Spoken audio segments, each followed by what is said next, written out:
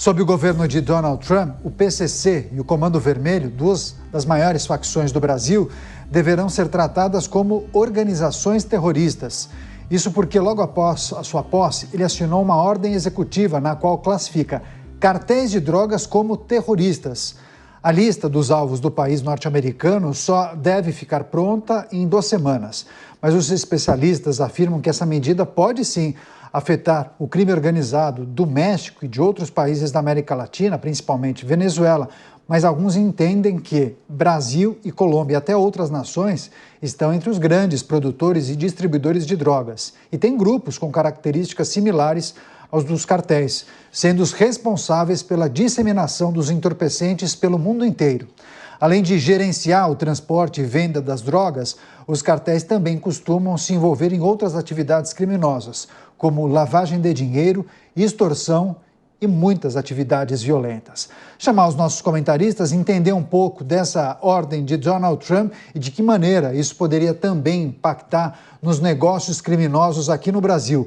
Roberto Mota ao vivo, conectado em São Paulo. Hoje é dia de cinza, né, Mota? Seja bem-vindo, viu? Ótima noite a você.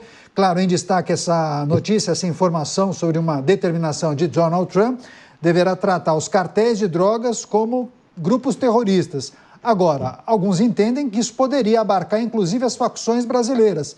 Isso estaria no radar? Bem-vindo. É possível, Caniato, mas a gente precisa esperar para entender melhor a medida e as suas consequências. Boa noite para você, boa noite aos meus colegas de bancada, boa noite à nossa querida audiência. Policiais experientes nesse assunto com os quais eu conversei acreditam que as organizações criminosas que serão primeiro classificadas como terroristas serão aquelas que operam em território americano. Mas é possível que essa classificação inclua também organizações criminosas não americanas, mas que usam estrutura comercial ou bancária americana para lavagem de dinheiro, ou organizações que impactam, de alguma forma, os Estados Unidos e os seus interesses. Trump será muito duro com quem prejudica os Estados Unidos. Um exemplo disso é a conversa que o novo governo americano já teve com o governo chinês sobre o fentanil, deixando bem claro que os Estados Unidos conhecem a origem dessa droga, que está causando uma epidemia de mortes por overdose nos Estados Unidos e que é usada como um instrumento de guerra híbrida. A ordem executiva de Donald Trump, a qual classifica os integrantes de cartéis de drogas como terroristas. Chamar o Cristiano Beraldo para entender um pouco dessa medida de Donald Trump e de que maneira isso poderia impactar também grupos criminosos que operam na América do Sul, especialmente aqui no Brasil. Beraldo, seja bem-vindo, ótima noite a você. Os Estados Unidos gastam bilhões de dólares por ano no enfrentamento ao crime organizado, isso sem contar no que acaba investindo na área de saúde e de recuperação dos dependentes. Há um entendimento de alguns juristas e especialistas de segurança pública aqui no Brasil de que, de alguma maneira, essa medida poderia também abranger e abarcar as facções brasileiras. Como você interpreta essa medida de Donald Trump? Boa noite, Caniato. Boa noite, Mota, Dávila. Boa noite à nossa audiência que nos prestigia diariamente aqui nos Pingos nos Is. Essa é uma medida extremamente importante porque colocam as coisas no contexto que elas merecem estar. Quando a gente olha para as facções criminosas brasileiras, que são exemplos para o mundo de uma política de segurança pública que não deu certo, com uma política governamental de combate ao crime absolutamente falida ou propositalmente falida, e a gente vê que as organizações criminosas, sobretudo o Comando Vermelho e principalmente o Primeiro Comando da Capital, se tornaram multinacionais do tráfico de drogas, multinacionais do crime, exportam tecnologia de crime. Aliás, a gente tem notícias até de Portugal, hoje que sempre foi um país bastante seguro, hoje sofre com a atuação do PCC em solo português. Voltando para os Estados Unidos mantém um monitoramento muito grande, inclusive no Brasil, com pessoas que estão acomodadas na embaixada, nos consulados, e que o trabalho é monitorar o fluxo de drogas. Eles não podem agir em solo brasileiro, mas eles produzem muita informação para que possam detectar os movimentos de drogas, muitas drogas, toneladas de cocaína que atravessam o Brasil, chegam aos nossos portos e são exportados, tanto para os Estados Unidos quanto para a Europa.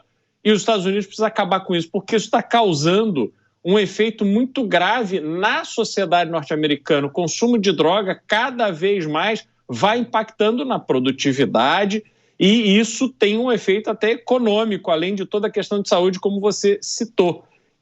Espero que essa medida sirva de inspiração, porque o que a gente vê no Brasil é muita discussão retórica, adoram encher a boca para falar de democracia, mas o crime organizado vai tomando áreas do Brasil para si, acabando com a soberania dessas regiões, influenciando diretamente o voto que as pessoas que moram nessas regiões acabam dando na época das eleições, deturpando por completo o processo democrático, mas isso parece que não merece a atenção ou que não recebe a atenção devida para que possamos acabar ou controlar ou diminuir, seja lá como queiram colocar, com essa epidemia que está destruindo o Brasil.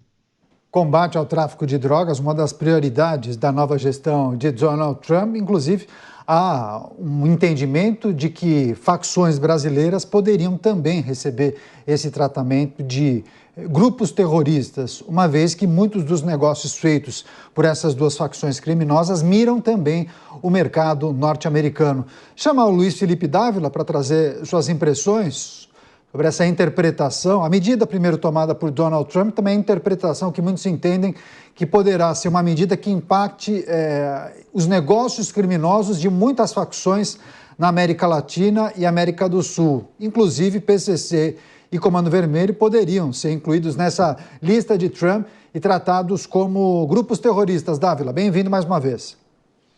Boa noite, Caniato, boa noite, Mota, boa noite, Beraldo, e boa noite à nossa querida audiência. Caniato, este decreto de Trump deveria chamar as coisas pelo que elas são. Essas organizações criminosas não são grupos terroristas, eles são narcotraficantes. Deveria ser um decreto contra o narcotráfico. E aí sim, englobar o México, o Brasil, que são hoje os dois principais fornecedores de drogas da América Latina. Então, preciso classificar as coisas como elas são. O Brasil está a caminho de se tornar um narco-estado por causa da incompetência e do corpo mole que o governo vem fazendo para combater o crime organizado no Brasil. Uma organização que nos últimos 30 anos deixou de ser uma organização dentro de presídio para se tornar uma das maiores organizações criminosas do mundo. Então, essa pressão do governo americano seria muito boa para que desse o senso de urgência que não se dá no país para combater o crime organizado. O segundo ponto importante, que não adianta apenas classificar e criar medidas punitivas, é preciso ter mais cooperação. Cooperação da inteligência brasileira, das polícias civil, militar, Polícia Federal, Ministério Público, com os órgãos americanos, tanto o FBI quanto órgãos de inteligência, até mesmo CIA, para a gente poder desmantelar, principalmente, a parte financeira do crime organizado. É assim que se resolve o crime organizado. Então, precisa sufocar a parte financeira e precisa ter legislação dura doméstica. Foi assim, por exemplo, que a Colômbia conseguiu desmantelar as Farc. Então, nós temos de ter medidas duras punitivas no país contra o crime organizado, precisamos ter mais coordenação de banco de dados e precisaríamos ter uma coordenação de bancos, inclusive de dados internacionais, para que possamos ter estratégias eficazes para combater o crime organizado. E, nesse sentido, seria muito bom se os Estados Unidos dessem uma dura no Brasil, que o Brasil se tornar um narco-estado vai ser severamente punido por nessas relações bilaterais. Pois é, há quem entenda que essa medida de Donald Trump abre caminho para muitas medidas, inclusive, possivelmente até operações internacionais das forças de investigação dos Estados Unidos.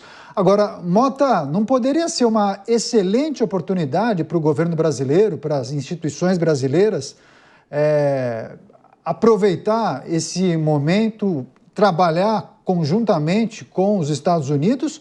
Ou você acha que alguém vai falar em violação de soberania? Essa sua pergunta é complicada, Caniato. Cooperar com os Estados Unidos em que sentido? Na busca de qual objetivo? Eu acho que é justo a gente dizer que existe hoje uma grande distância entre o pensamento que impera no atual governo brasileiro e o pensamento que o Donald Trump traz para o novo governo dele, né, que basicamente foi inaugurado com a declaração de Donald Trump de que ele tem a missão de salvar os Estados Unidos do desastre produzido durante a administração Biden. Com essa administração, a administração Biden, sim, a gente poderia dizer que o governo brasileiro tem uma grande identidade. Um dos desafios de Donald Trump é combater essa epidemia de drogas, que só pôde atingir essa dimensão nos Estados Unidos por causa da complacência de pessoas em posição de autoridade. Vamos sempre lembrar isso, é aquele discursinho da droga recreativa, né, que a droga não faz mal, é apenas parte de um estilo de vida, e você vai aumentando o grau de tolerância até que se chega na situação atual dos Estados Unidos, mais de 100 mil mortos por ano de overdose. Se você somar todas as mortes por arma de fogo nos Estados Unidos, inclusive suicídios, dá menos de 50 mil. Então, os mortos por overdose nos Estados Unidos hoje são mais do que o dobro de todos os mortos por arma de fogo. Sem contar as cracolândias que existem nos Estados Unidos, as pessoas que se tornaram zumbis. Donald Trump deu um basta. E uma das formas que ele encontrou para dar esse basta é classificar essas organizações como terroristas. O Dávila fez um comentário, né, que essas organizações não deveriam ser classificadas como terroristas, mas sim como narcotraficantes. E aí você tem que... É um comentário apropriado que leva a gente a uma reflexão. O que é uma organização terrorista? O que classifica uma organização como terrorista? São os objetivos dela ou são os métodos dela? Se forem os objetivos, então o Dávila está absolutamente correto. Os objetivos dos narcotraficantes não são tomar o poder ou implantar um novo regime. Eles querem ganhar dinheiro vendendo drogas. Agora, se forem os métodos, aí a gente tem que parar para pensar, porque eu me lembro, há menos de 2 meses aqui no Rio de Janeiro, um grupo de traficantes confrontando a polícia, eles viraram para o lado oposto de onde a polícia estava vindo e começaram a disparar sobre pessoas que estavam civis, inocentes, que estavam trafegando na Avenida Brasil. Não foram balas perdidas em um confronto com a polícia. Foi um atentado deliberado contra civis inocentes. E aí eu pergunto a vocês, qual foi a resposta do Estado brasileiro diante disso? É um bom questionamento e essa análise em cima da reflexão do Dávila, mas depois eu passo para o Beraldo para fechar, mas Dávila, só em cima disso que o Mota trouxe, em cima do que você trouxe para o debate, mas você não acha que também a mudança de status tem muito a ver com a imposição de eventuais penas àqueles que forem presos por conta do tráfico de drogas / terrorismo, ou seja, endurecer muito mais uma legislação do que propriamente só a mudança de status, de uma nomenclatura? Não, é importante a nomenclatura porque ela diz sobre a finalidade. O Mota tem razão, é questão muito mais, é um ato terrorista, é o que aconteceu no Brasil, mas isso não é necessariamente nos Estados Unidos. E aqui nós precisamos enquadrar esses movimentos, sim, aqui, com uma política interna, mas não os Estados Unidos, porque o PCC não tem nenhuma atuação terrorista dentro do território americano. E o segundo ponto, que nós não podemos esquecer, Caniato, é que droga, como bem disse o Mota, é feito para ganhar dinheiro. E ganha dinheiro com a lei da oferta e da demanda. Quem demanda a droga é o povo americano e outros povos do mundo. Por quê? Porque nós temos hoje uma epidemia de doenças psicológicas, depressão e outras coisas. Então, não é só fechar a torneira da venda da droga, é preciso combater isso com política interna dos países, política doméstica. Nós hoje vivemos uma epidemia de suicídio, de problemas psíquicos, de depressão. Então, isso não adianta só olhar para o lado da oferta, precisa olhar o que está acontecendo, por que estão demandando tanto esse tipo de produto nos Estados Unidos e em outros países do mundo. Então, por isso que se não tivesse demanda, o tráfico não estaria vendendo tanto. Então, tem uma questão de política interna. Mas eu concordo com o Mota no sentido de que, internamente, nós precisaríamos não só as organizações criminosas, como o MST. Todo mundo aqui deveria ser classificado como organização terrorista, porque estão colocando em risco a vida das pessoas e criando terror utilizando da violência, ou para invasão de propriedade privada, ou tirando as vidas das pessoas, ou usando as pessoas como refém, né? Na sua estratégia de aterrorizar a sociedade. Mas eu entendo que este combate ao narcotráfico, onde deu certo, foi porque teve política doméstica dura. Só para lembrar o caso da Colômbia aqui, com o presidente Uribe, que jogou duro, com cooperação, sim, dos Estados Unidos. Foi uma combinação de política doméstica com cooperação internacional. É assim que nós temos de encarar esse problema para resolver nas duas pontas, na ponta da oferta e na ponta da demanda. E justamente em cima desse exemplo dado da cooperação de alguns países para desmantelar esses esquemas que atuam de maneira muito bem sucedida aqui na América do Sul, sempre fornecendo a droga para países europeus e também para o mercado norte-americano, Beraldo, não poderia o Brasil ou outros países abraçarem essa proposta, essa ideia de Donald Trump, facilitar as coisas, colaborar, porque inclusive acaba sendo uma via de mão dupla, né? Eles querem resolver o problema deles, mas isso seria uma bela de uma ajuda para cá, que a gente tem debatido justamente o quê? As fronteiras, precisa resolver o problema do crime organizado. Só que do jeito que está, sozinha, nós não conseguimos. Pois é, Caniato, aí a gente precisa ler matéria do Estadão hoje que dá conta do lobby feito por representantes do PCC que vão a Brasília tentar influenciar a elaboração de políticas públicas para o sistema carcerário brasileiro.